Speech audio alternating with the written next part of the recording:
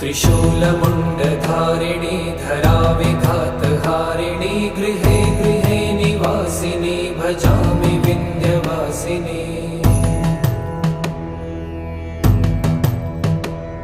दरिद्रदुःखहारिणी सदा विभूतिकारिणी वियोगशोकहारिणी भजामि विन्ध्यवासिनी।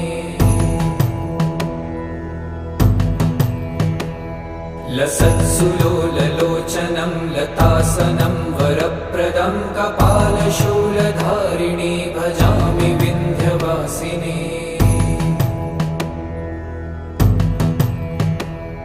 कराब्जदानदाधरां शिवा शिवां प्रदा